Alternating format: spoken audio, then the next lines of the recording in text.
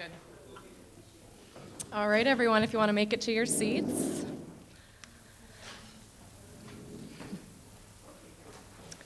Can you all hear me okay? Is this a good volume? Yep, okay.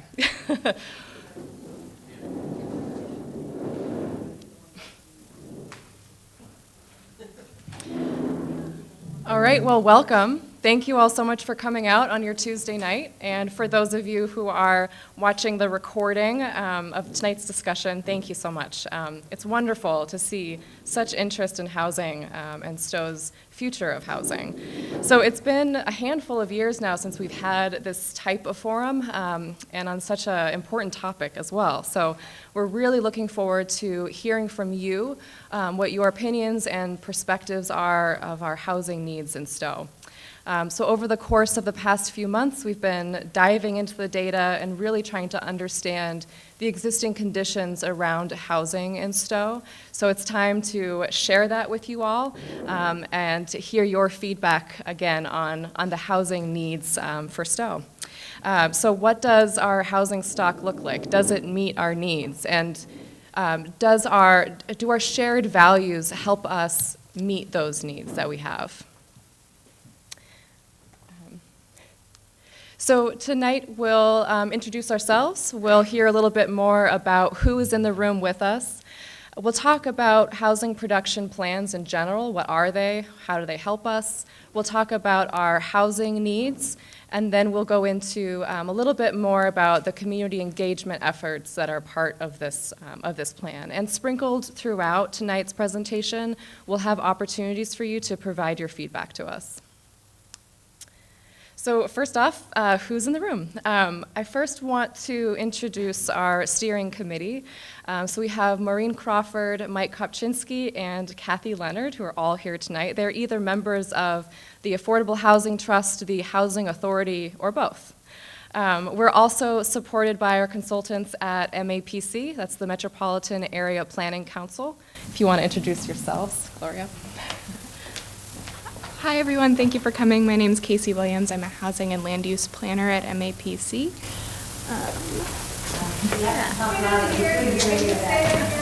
My name is Casey Williams. I am a housing and land use planner at MAPC. Thanks, Casey. Hi, everybody. My name is Gloria Huangpu.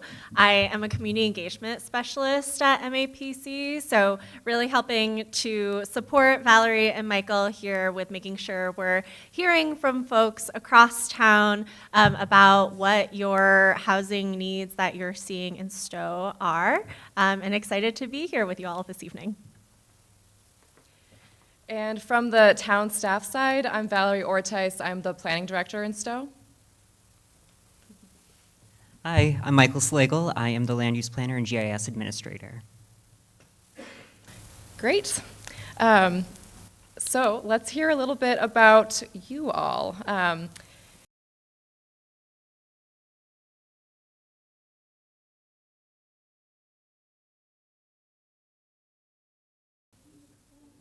All right, seems like we're having some minor tech issues. Unfortunately, this screen should be updating with all the responses you all have put in, but it seems like it's choosing not to do that this evening. So maybe we'll turn this into a quick raise of hands activity instead. Always endeavoring to try new fun tech tools, but sometimes they don't work with us. So yeah, let's try a raise of hands. Who all here is a homeowner in Stow? Okay, it looks like the vast majority of us. Anyone a renter or other? And you're, of course, welcome to not participate in any of these. Okay, so mostly homeowners. That's great to know. If we go to the next one. Next question is, how long have you lived in Stow? Maybe let's start at the top here. Anyone lived here more than 21 years? Okay. More than 11 years. Keep your hands up. Okay. Okay, more than, that didn't make sense the way that I did that, did it? So, okay, a lot of people here more than 21 years. That's great. Anyone who's in a different situation? Less than that, I guess. A couple, okay, 11 to 20, great. Okay, so we have some longtime Stow residents here. That's great to see. Let's go to the next question.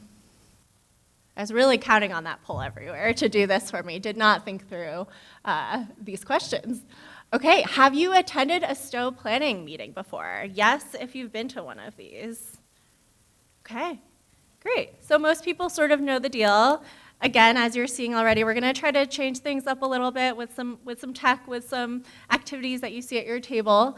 So no worries if you haven't been to one of these meetings before. We're excited to have all of you.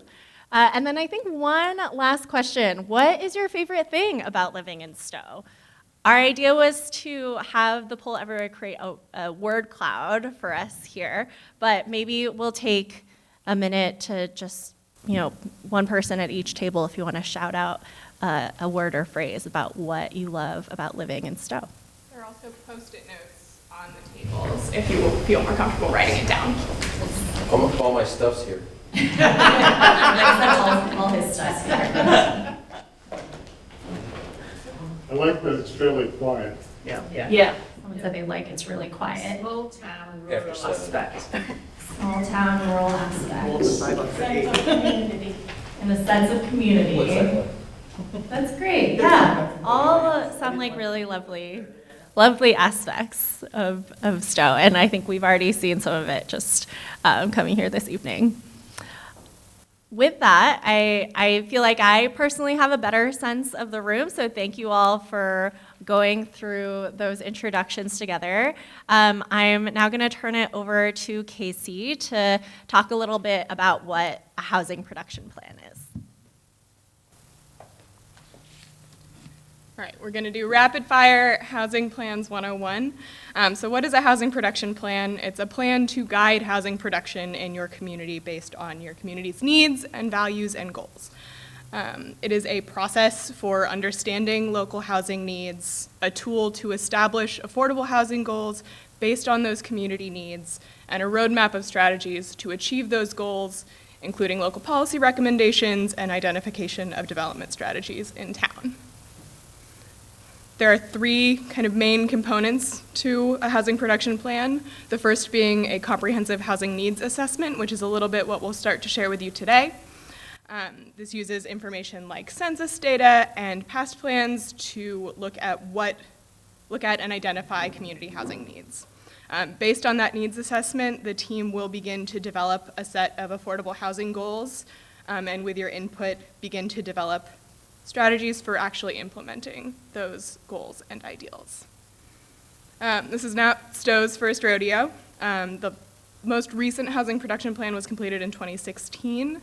The key goals from that plan were to provide a variety of housing opportunities, ensure increases in the present housing mix, encourage elderly and disabled residents to remain in Stow, and create creative approaches to local zoning. There are also some things that have changed since then. Stow has grown, as the region has. Stow has also developed a considerable number of housing units since that plan was done, as well as the pandemic and the COVID-19 situation have really accelerated a housing affordability crisis, both locally and regionally. And this update to the plan is to really understand what those updates mean, what those changes mean, and where the community wants to go moving forward. I will now pass to Gloria to talk a little bit about project timeline.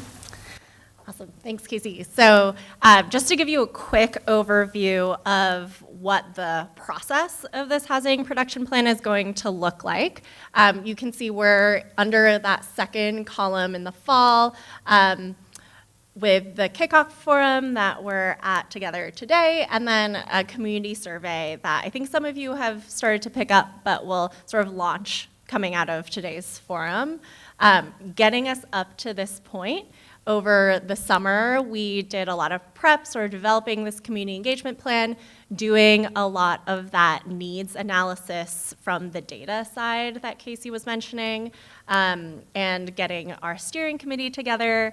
And so today, again, we'll be sort of sharing that data with you all and hearing your reactions. How does it align with the experiences you all have in town?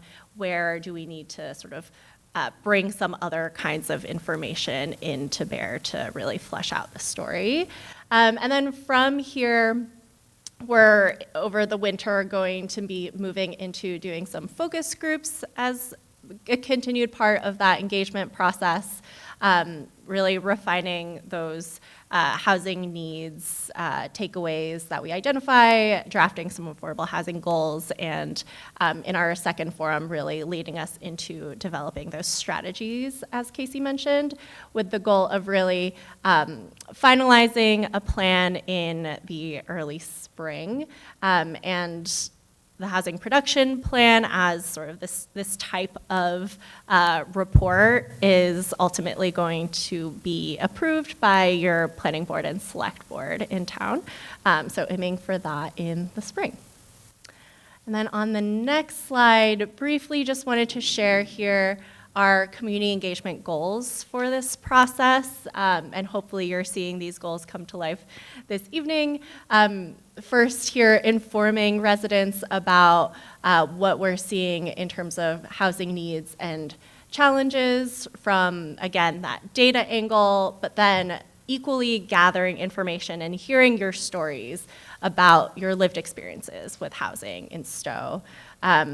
Next, engaging residents and decision makers in those conversations about what housing goals should look like for Stow, refining and approving those housing goals as well. And throughout this, all really trying to bring in innovation, creativity, being accessible and transparent in the process, and really exemplifying full circle communication, sort of sharing back over the course of that timeline.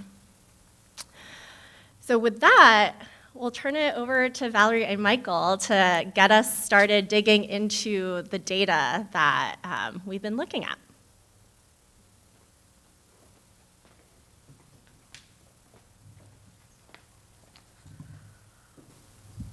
All right, so this is going to be kind of an overview of the needs analysis that the town of Stow has been working on.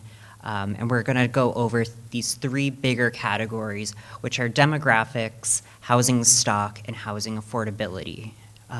Right here, for everyone who's a little anxious to see what those results are, here's a quick summary of kind of what we have found so far.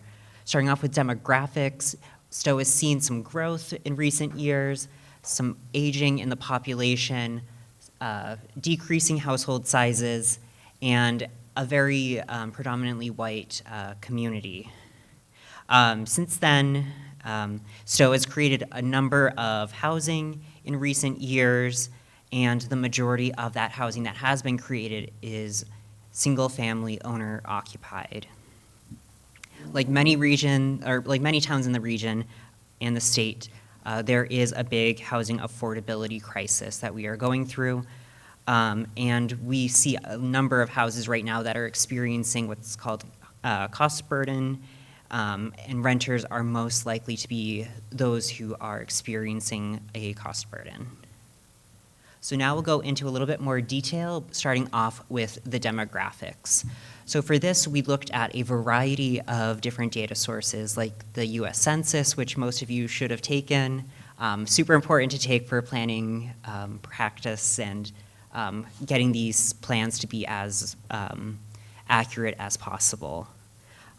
In addition to that, we looked at some American Community Survey information, which is another survey that is like the census. Some of you may have taken it, some of you may not have.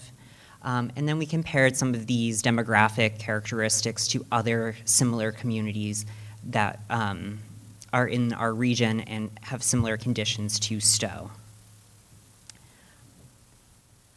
So first, we'll start off with the population of Stow, thinking really big picture.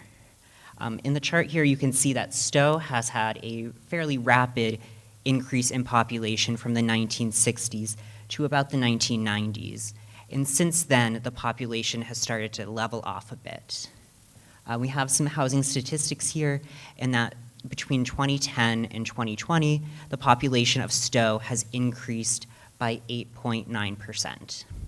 And since 2020, we've also seen some growth of about 200 new residents. So overall, there are about 7,100 people who call Stow home. Further breaking down this large population of Stow, we'll start looking into the different age categories. Here you can see the changes within the different age cohorts within Stow. So you can see that the largest increase in cohort size was in the population between 70 and 79 years old. So that's really indicating that the people who are living in Stow are starting to age, become more elderly residents. But then as we kind of go further down, we can see that that growth is not as prevalent in other age groups. People who are between ages 40 and 49, we've seen a decrease in that population, as well as people 10 to 19. But we've also seen some pretty significant growth in the population between 20 and 40, and then 60 and above. So those numbers were based off of the different distributions of ages. So here is the counts for the number of residents per age category. So we can see that while the 70 to 79 had a very large increase in its cohort percentage, it isn't one of the largest population cohorts. We can see that the population is fairly steady throughout different cohorts, but there is a little dip between 20 and 40. Overall, yeah. Next, we're going to start looking into some of the characteristics of the population. And one characteristic that's important to consider is disability status. So about 8.1% of people in Stow have some form of disability. And this can include hearing, vision, cognitive, ambulatory, self-care, and independent living. However, the number of residents who have these are mostly concentrated in older adults. So as we're seeing an aging population, we're also seeing the percentage of people with disabilities start to increase as well. And if you have a disability, it might be harder to live in certain housing types, in certain household compositions, and there's other challenges that are associated with those. So it's a really important thing to consider. Stow does have a slightly higher percentage compared to other communities in the area, so it is something that the town should consider when we're thinking of new housing. Next, we can look into race and ethnicity. Overall, we can see that Stow is a predominantly white community. We have seen an increase in other minority populations in Stow. Right now, the population is about 86.4% white, and the rest are some other race or mixed race. This can indicate that Stow is becoming a little bit more friendly to people in minority populations, and there could still be some work that we can do to make it a fully welcoming and inclusive community. So one big characteristic that we'll need to look for when we're talking about housing is who lives in each housing unit. So big picture, there's either families or non-families. And for families, there's no true definition of what makes up a family. It's considered to be two people who share some form of relationship. So that could be a married couple, it could be a single parent with their children, it could be adults with their adult children. As long as there is some relationship between the people who live there, that's considered a family. And from this chart, we can see that Stow is mostly made up of families. About 80% are family households. That remaining 20% are considered non-family households, and that could be people who are living alone, and non-family other kinds of households like roommates or some other living situation. Our households have a fairly small size. On average, there's about 2.7 people per household. So that would be typically a couple and a child or some other kind of form like that. Stow, compared to these communities here, we have a very small household composition compared to these. Middleton is one of the comparable communities, and it has almost 3, where we're down at 2.7. So this kind of indicates that we have a lot more single occupant households or households that have 2 residents or fewer.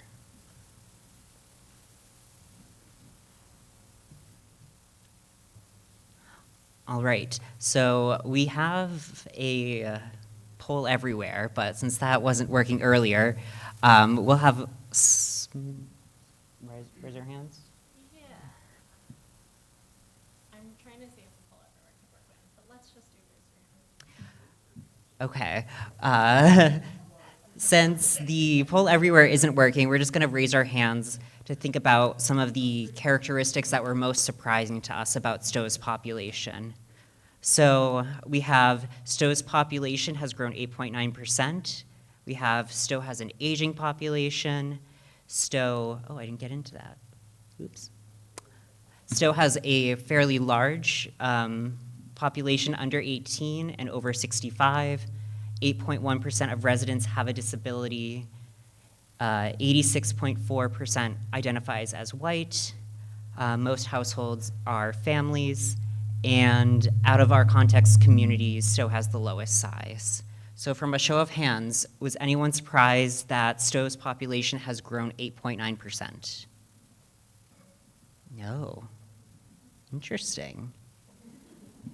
All right. Was anyone surprised that Stow has an aging population? Raise your hand. Okay. Wow. Yeah. All right. So I didn't touch this point, but about 26% of Stow's residents are under 18. Is that surprising to anyone? Okay, a few. Is anyone surprised that 12.75% of Stow is over 65? Did anyone think it would be higher? Okay. Was anyone surprised that 8.1% of residents have a disability? Okay. Is anyone surprised that Stow is a majority white community? All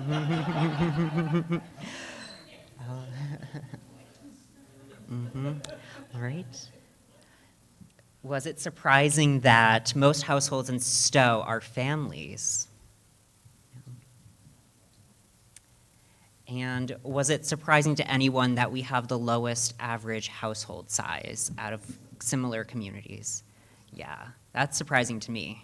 So, yeah, it seems like a lot of you have a good idea of kind of what the population of Stow is like, and that makes my job a little easier.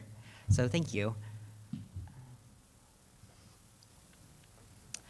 So the next part of our presentation is actually going to be about the housing stock. So this is about the number of houses, the number of apartments, the number of overall housing units that we have in town.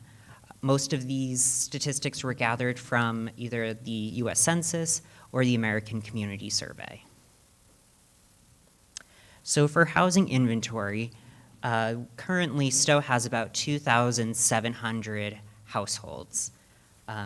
This has been an increase of about 200 since 2010. So we've seen about 200 new dwellings constructed in town. So that might be a lot, it might be a little, but that was about an 8.5% increase.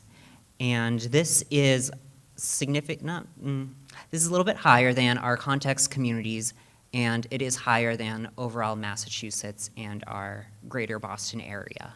So Stow is a little bit more ambitious with our housing production compared to others. Could you remind us what full build out, like how many units we project to be full build out in town? In what? Well, ever. I mean, how many houses can be built here? I think it's 3,100, I think, is that? We didn't look at, The study was done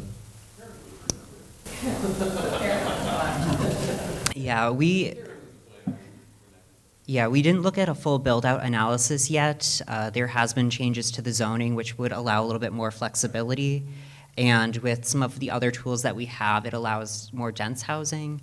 I can tell you that looking earlier, there was maybe 200 more houses that we could build without any environmental permitting, without exceeding what we currently have.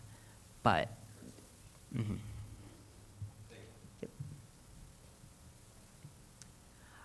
As we saw earlier, most households in Stow are owner-occupied. About 87.5% of all households are owned and lived in by the same person or same family. The remaining 10.1% and 2.4% are either rented or vacant.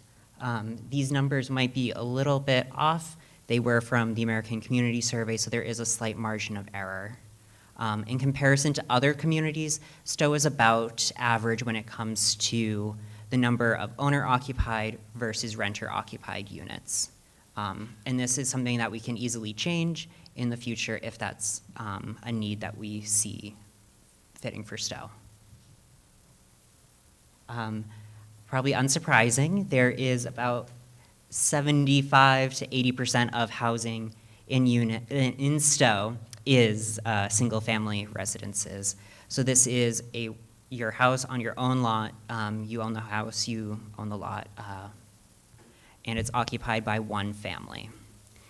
The remaining 20% of housing is considered to be multifamily. So that could be a duplex where there's 2 units within one structure. It could be a triplex, which is 3 units. It could be a larger building, kind of like Meeting House at Stow, Pilot Grove, some of those bigger developments. And we're seeing that, unlike other communities, we have a big increase in housing within the last 20 or so years. About 20% of housing in Stow has been built within the last 20 years, which is much higher than some of the other context communities that we have looked at. This shows that we are building a lot more than these other places and accommodating some of this growth through this housing production. The next factor that we kind of looked into was the housing size. We're seeing that the housing that is getting constructed today is a lot larger than what used to get built in Stow. The average household size built since 2020 has been almost 3,500 square feet. So these are fairly large houses. A lot of them contain 3 or more bedrooms. So this is really catering towards a specific demographic, and it might not be suitable for all types of residents who currently live in Stow.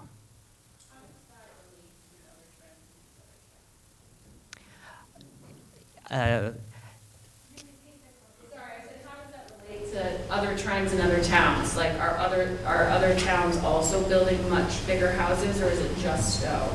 It's not just Stow. There are a lot of other communities that are building much larger houses. Because of some of the stricter zoning bylaws that they have, it's more economical to build a much larger house so you can sell it at a much higher profit. Smaller houses can sometimes be a little bit more expensive to build, unless you're doing multifamily housing, where it can be a little bit more economical for the developer. Yep. I find it odd that the number of people in the houses are getting smaller and houses are getting larger. Yes. It is surprising that the housing occupancy is decreasing in size while the houses themselves are increasing in size. Yeah. Mm-hmm. So that'll bring us into some small group discussions. I see we have 4 tables and we have 4 staff. So we will divide up and we will start some conversations about the demographics in Stow and the housing stock in Stow.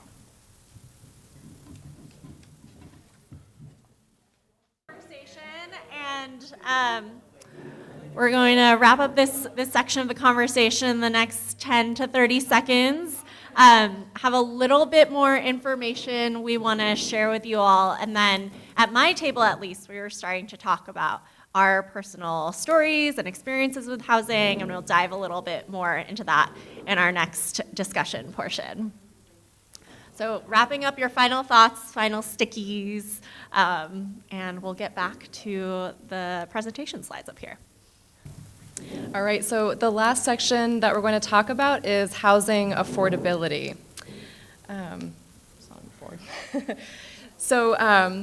This chart is showing the change in the median sales price of single-family homes and condos. So in 2022, the median single-family home was sold for $740,000, with the median condo sold at $530,000. So the cost to buy and own a home in Stow has increased dramatically since the last housing production plan that we completed in 2016. But home prices in Stow are still slightly lower than our context communities. So supply and demand can significantly impact affordability for existing residents and also for those wishing to move into Stow. We also saw that since 2010, 40% of residents moved into their current dwelling. So since the last 13 years, 40% of people have moved into where they're living now. And that could be people moving in from outside of town or people moving within town. Yeah. How many condos are there? Because in the previous charts, there were desperately few. So Yes. what is that? So that's the cost of them, but there are relatively few of these units. Yes, there are. I actually don't have that statistic on me. Does anyone else here have that? Yeah. I can try to get that back to you by the end of the night. So moving into the rental market, 10% of our housing units are rentals. The average rent is about $1,600 per month, and the average rental apartment is under 1,000 square feet. So I do have to note a few major caveats with this information. This data is a couple of years old and it's only estimates. It's definitely very difficult to understand specific values when it comes to our rental market, just simply because of the types of data that we're using and also the very small sample size. So we're looking at these stats more as a ballpark to help us understand, but knowing that these specific values are probably not accurate in 2023. So moving on to household income. Overall, the median household income is about $147,000 per year. And as you'll see in this chart, the income for rental households is far lower than that of homeownership households. It's also notable that since the last housing production plan that we did, the overall median household income decreased about $22,000. So moving into requirements for deed-restricted affordable housing, this chart shows the area median income for various household sizes. So on the right, you're looking at the 80% of the area median income. So this is the limit for whether or not you qualify for affordable housing in terms of your income. So 1 in 5 households in Stow is eligible for affordable housing based purely on income. So talking a little bit more about what we call capital A affordable housing. So this is the true deed-restricted affordable housing that is available only to those who qualify for affordable housing based on their income, their assets, and some other factors as well. So this is just one way of looking at affordability, but in terms of how this is developed, they can be developed as 100% affordable housing developments or subdivisions through the Zoning Board of Appeals. Sometimes they're just 25% affordable, with the rest of it being market rate, or they're done through special permits to the Planning Board, where we're looking at closer to 10% affordability. So a good example of a housing development that's 100% affordable is Elizabeth Brook Apartments or Plantation Apartments. And a good example of one that's done through a permit through the Planning Board that has only about 10% affordable units is Regency at Stow, which is off of Boxborough Road. So we can also talk about housing cost burden. So a household is cost burdened if they spend more than 30% of their income on household costs or housing costs.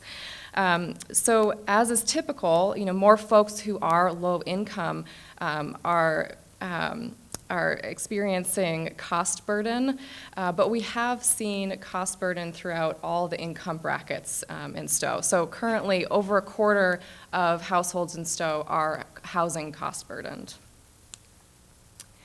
And so we keep track of deed-restricted affordable units with the state through subsidized housing inventory, or the SHI, you might have heard it called.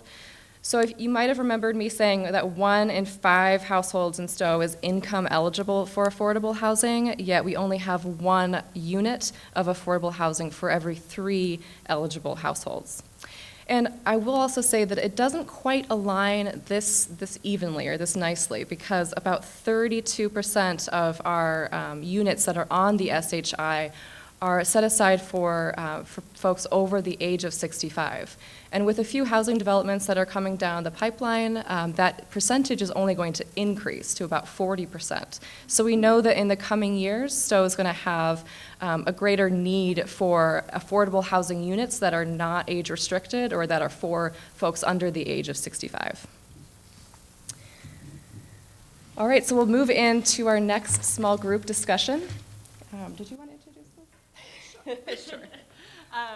Yeah, so really just giving you all an opportunity to get back into your small groups. Again, like I said, my group was certainly already moving in this direction of thinking of and sharing any stories of housing need or concerns that you all have experienced or seen with your family, friends, neighbors in town. And in particular, did the data that we just went through prompt any housing needs, housing concerns, or those personal stories and experiences for you?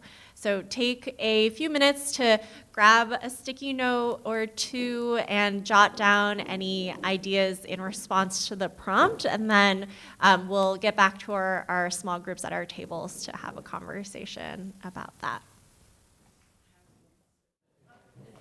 Alrighty, I lost track of time a little bit there. We were having such a great conversation at my table. I'll give everyone another 10 seconds just to wrap up final thoughts here, but we wanted to reconvene everyone. Thank you for sharing your stories and experiences and ideas here, and we just have through before we let you all go for the evening. Great, thank you. So we'll just talk through a little bit more about upcoming community engagement opportunities.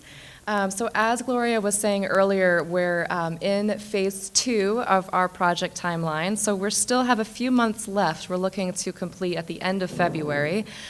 So right now, we're at the forum working on the housing needs assessment, but upcoming, you'll see that we have some focus groups. And we're looking specifically for parents, seniors, and renters to talk to us more about their specific needs. So please let us know if you know anyone in your networks or you yourself want to be part of a focus group. We're looking for about 8 to 12 people per group, and we'll schedule it on your own terms. So we're not trying to propose any times right now, but but we'll make it work for you and your schedule. We just want to be able to hear more from you about your specific experience in Stow. And I'll also just note that we're also looking for what we're calling ambassadors to this project. So if you know, or if you yourself are a renter or someone who lives in an affordable housing unit, we're looking to partner with you to better access you and your neighbors. So if you are in one of those categories, you want to let us know, we'd be really happy to work with you. All right, so the last thing I'll mention, Cynthia, do you have a question? Yep. I think this is a great presentation, and I haven't been to one like this before. It's fabulous. I asked Casey, but I'm wondering if you could address it, Valerie. Why are we doing a housing production plan, and what is our relationship to the state of Massachusetts in terms of the housing production plan? Just the slightly bigger context of why we're doing all this. Sure, yes, to put me on the spot. So all communities need to have a housing production plan. So this is a process that we go through every 5 years. But really, it's very important for my job as a planner to really understand a more current look at what the housing needs are and what our housing goals are. So for me, in my role, it's how could I make zoning changes that would best support a good balance of needs between residents, best planning practices, and the data that we're seeing. So for me, it's just a very helpful tool to really understand where we are in our goals, and as the community changes, are we continuing to meet those goals, and what are the barriers that we have that we need to look at overcoming in the next cycle. But broadly, generally, yes, the state does ask you to have an updated housing production plan. Mike. It's a pretty important part of it, I think. They could hold back grants. Yeah. Okay, It's all about the yeah. money, right? That's one of the, yeah. Besides 10%, you need to, then you need 10%. And the housing And a housing production plan. Right. So if you have 10% and you don't have a housing production plan, you still don't get safe harbor. So you need both of those in place. So for those who couldn't hear, what Mike is saying too is that it does relate back to that subsidized housing inventory. So we think about 10% as a minimum threshold for how much affordable housing we have in town that's set by the state. That's a 10% threshold for any town. And so in order to be able to more effectively have a say in how to shape affordable housing developments, we need to have a housing production plan as well as meet that 10%. Does that answer the question? Okay, thanks. So just before you all head out, your exit ticket, as we're calling it for the night, is a copy of our survey related to the housing production plan. So if you want to just take one of the hard copies on your way out or scan the code, we would appreciate it. And feel free to please let your neighbors know about the survey as well. Get the word out for us, and we'll have more information in the coming weeks and months about how to continue to be engaged with this process.